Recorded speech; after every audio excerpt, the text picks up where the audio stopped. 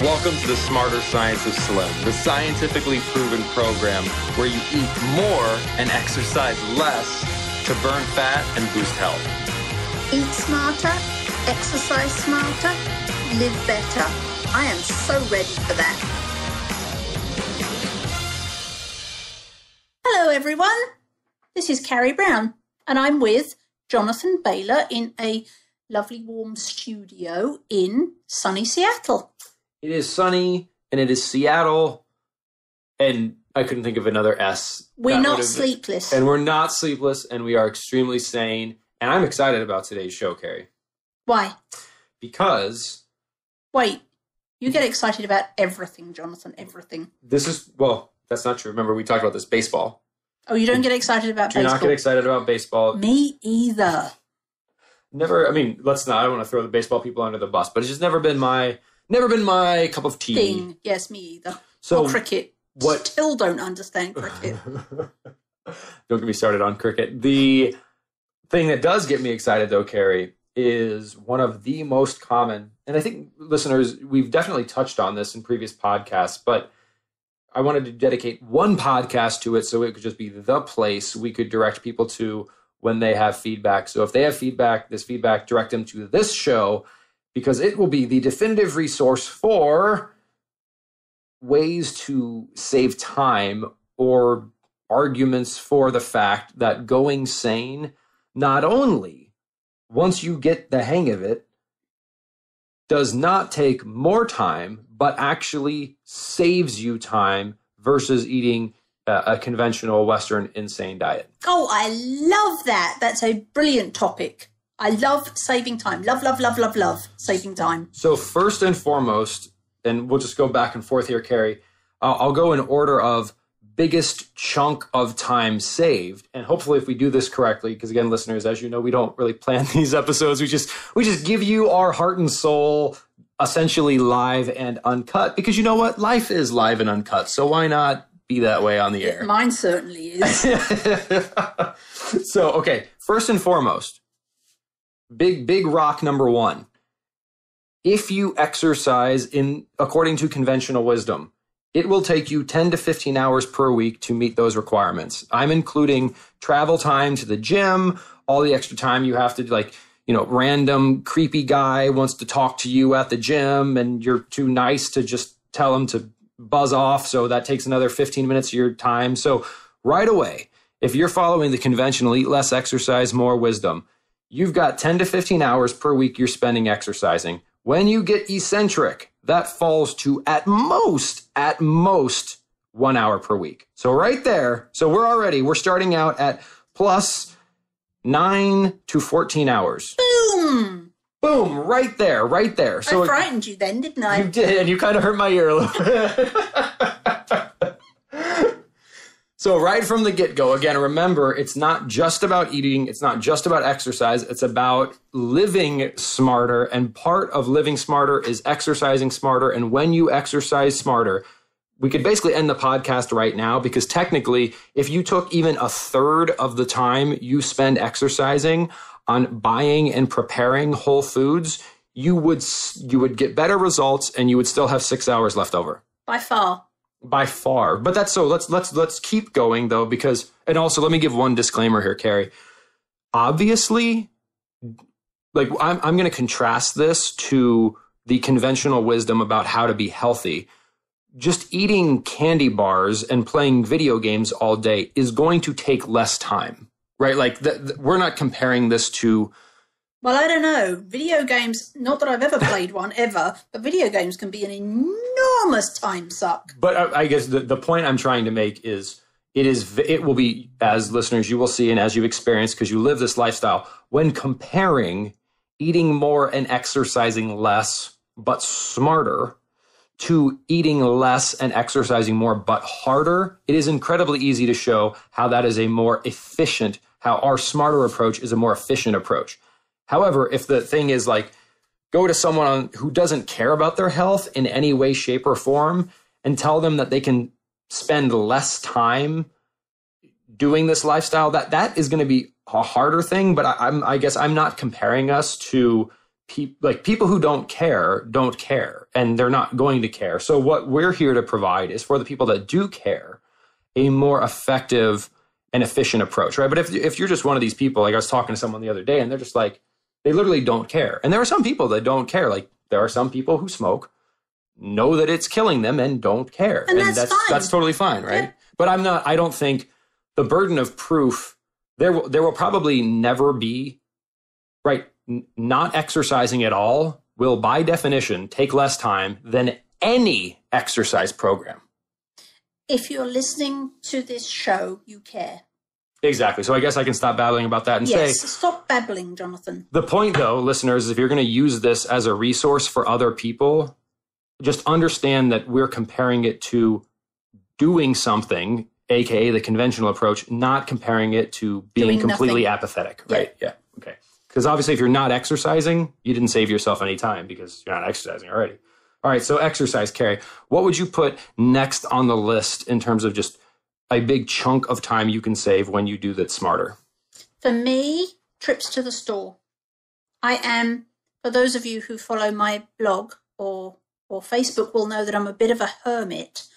And so for me, for hermity reasons, but also for the mass amount of stuff I have to get done in every week, cutting down trips to the store is a huge time and money saver for me. So go to Costco once, go to Trader Joe's once, call it good. And I'm very effective about, I go to the store on the way home from my day job.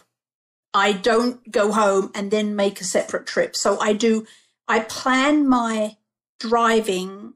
I do everything on the way to or from somewhere that I have to be. So I do all my trips to the store on the way home from my day job or on the way to my day job. And I go as few times as possible. And when I'm there, I stock up. So regardless of how many people are in your family, it is entirely possible, as Carrie's saying, to go SANE, assuming you're buying in bulk, which you've talked about is key to not only saving time, but also saving money, to go to the grocery store one time per week. So you go one time per week. Let's quickly do the math. I would say if you're saving yourself minimum 2 trips to the store, each one of those trips would take minimum hour and a half. I mean, you got to get in your car, you got to drive, you got to walk around, you got to pay the cashier, you got to drive back. Plus people usually don't factor in anytime you switch a task, if you geek out on productivity literature at all, task switching takes time. So if you're organizing your bookshelf and then you want to go start vacuuming, just the act mentally of making that transition takes time. So I would say easily, Carrie, if you're avoiding 2 trips to the store, you are saving a total of, is 3 hours reasonable?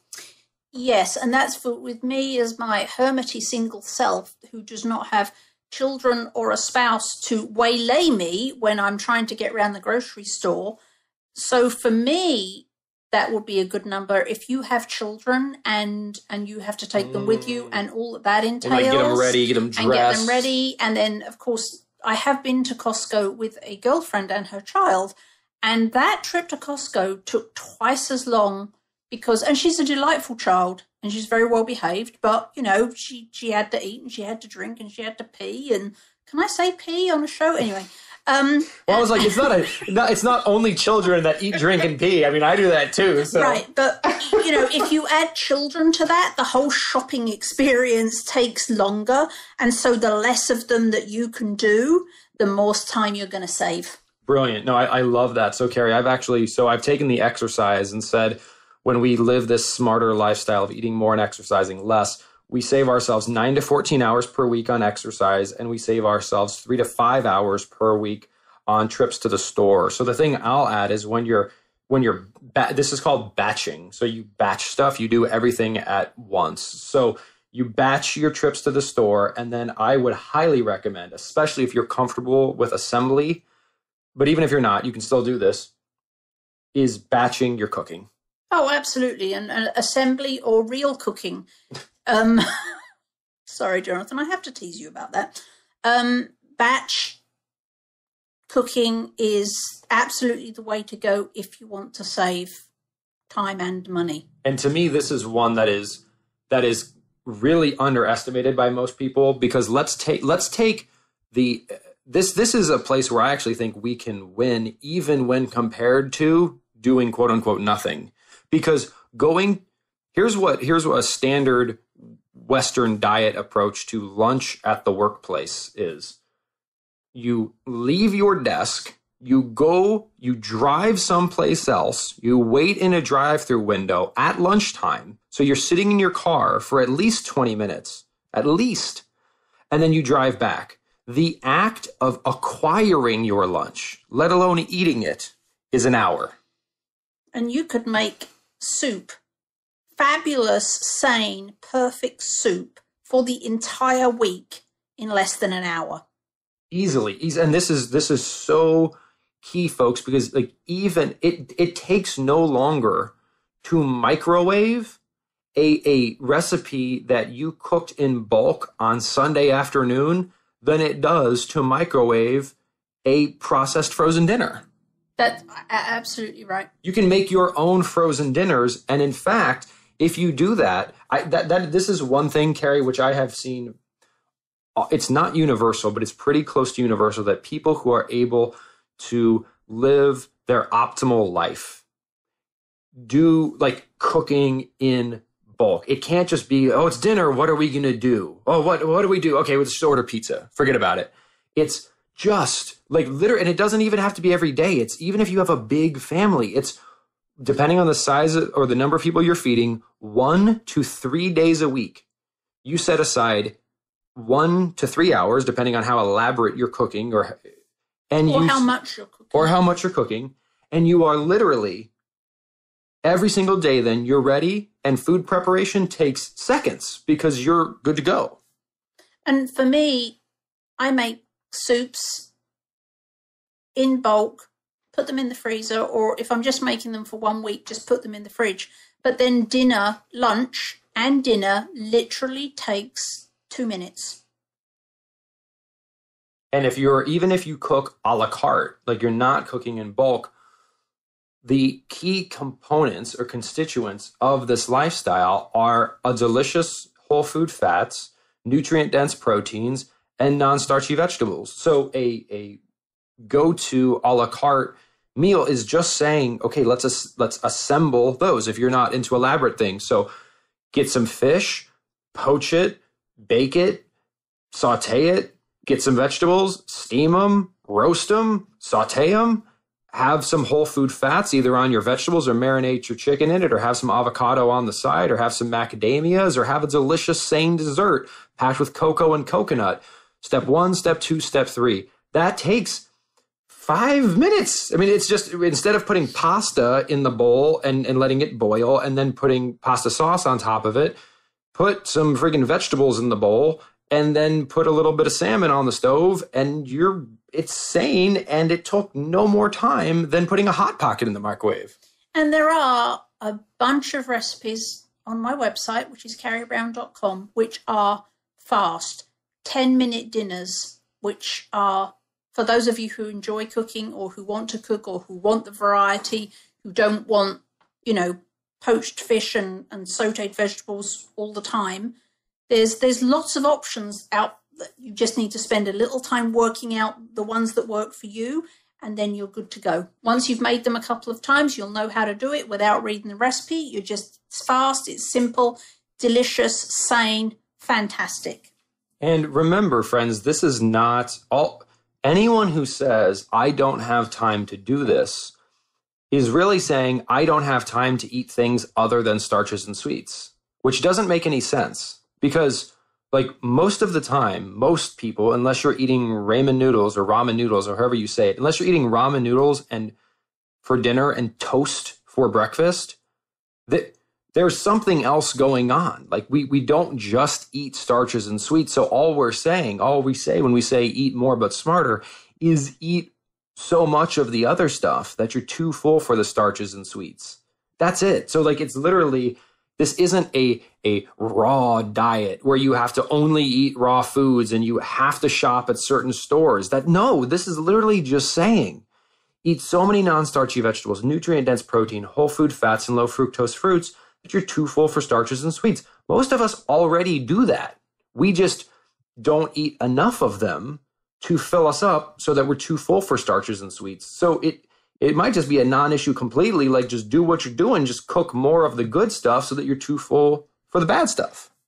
And just one thing, when we were talking just a minute ago about making one trip to the store, one of the potential problems with that is storage.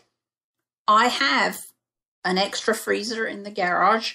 I have an extra fridge in the garage. And there's just me. I'm just single girl. And I use those. And I use them specifically to save me time. That's what they're there for. They're time savers, because it means I can go to the store less frequently, and it means that I can cook less often if I need to, because I can prepare food, freeze it, or put it in the fridge, and it's ready to go. Then when hunger strikes, I'm not, the fastest option is actually sane, not insane. And when the fastest option is sane, life's just easy. Yeah, so Carrie, with just these three things, so by exercising smarter when compared to the traditional approach, by taking one or as few trips to the store as possible, and by cooking in bulk, we're already at a minimum of 15 hours saved and an upper bound of 24 hours, an entire day's worth of time savings. And I think the key distinction, at least, Carrie, in doing this conversation with you here, is I think people underestimate the amount of time it takes to eat insanely. Yes. I just don't think people standing in line at McDonald's takes time. But I guess because we don't prepare the Big Mac, we think we don't realize we don't calculate that time. that took time. Yeah. Because we're not performing the action. But really, folks, think about all the other time that goes into being insane. It's just, or even, this is a kind of funny example, but I come from a very, very frugal family. I actually appreciate that very much. And one of the things that my mother was very, very good about, well, I'll say good in quotations here, and you'll understand why in a second, growing up, was clipping coupons. But coupons are a marketing strategy for edible products. I mean, you very rarely find a coupon for real food. This is not like, here's a coupon, buy one head of lettuce, get another one for 50 cents off. Like, that just generally, farmers don't have coupons. Edible product manufacturers release coupons. So my mom would go to the store so often. She'd spend all this time clipping coupons to save money.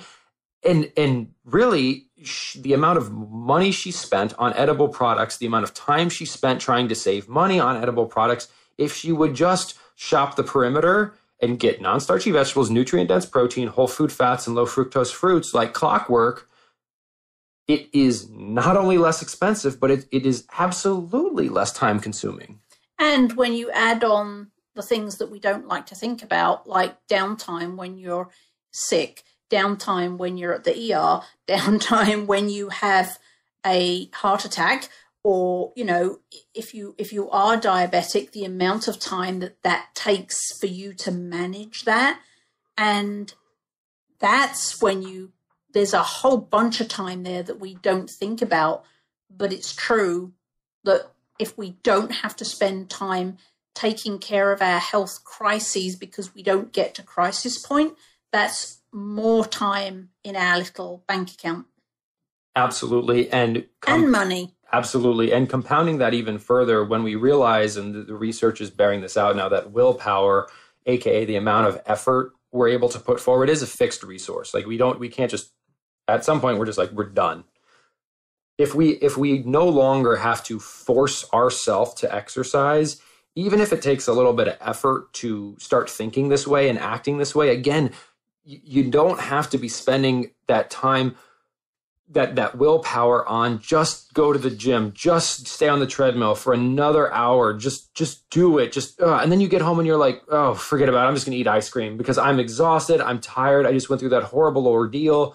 You don't have to do that anymore. So you can use that freed up willpower because at the end of the day, Carrie, the fact is that it does not take that much time. I mean, we've broken it down here. It's not a time issue. I think and I don't want this it's to come. It's a perception issue. And it's a priority issue. Yeah.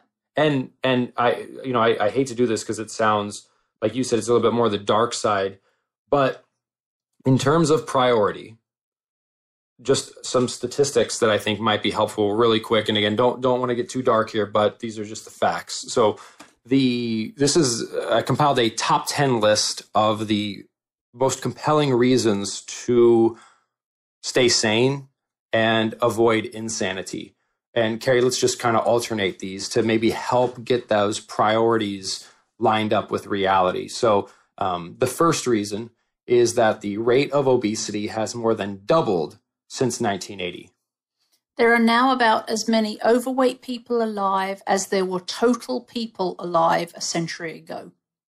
More than 40 million children under 5 are overweight. Childhood obesity is now the number one health concern among U.S. parents, topping drug abuse and smoking. The rate of diabetes and prediabetes has increased about 100,000% in the last 100 years. Diet and lifestyle-related diseases have overtaken tobacco as the leading cause of death in the U.S. and account for over $190 billion a year in healthcare spending. 4 more. Obesity is shortening average lifespans more than accidents, homicides, and suicides combined. About 1 in 3 American kids are overweight or obese. Overweight children have a 70% chance of struggling with excess body fat for the rest of their lives. And last and most heartbreaking, thanks to the obesity and diabetes epidemics, for the first time in U.S. history, today's children are expected to die at a younger age than their parents. So again, while it may seem like gloom and doom, I think the opposite should be perceived here. 1, we all know that we're in a crisis situation. And we all know, we just outlined how going sane when compared to eating less and exercising more, the conventional wisdom that got us into this problem, can save us upwards of a whole day of our life per week.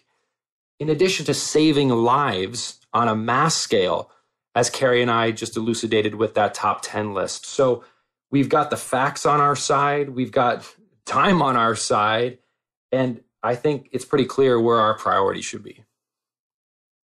Can I say something that will upset people?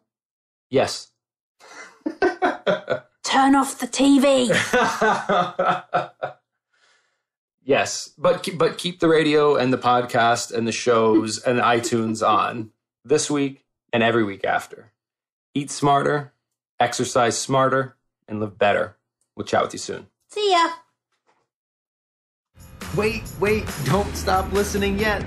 You can get fabulous free SANE recipes over at carriebrown.com. And don't forget your 100% free eating and exercise quick start program, as well as free, fun, daily tips delivered right into your inbox at bailorgroup.com. That's BAILOR group.com.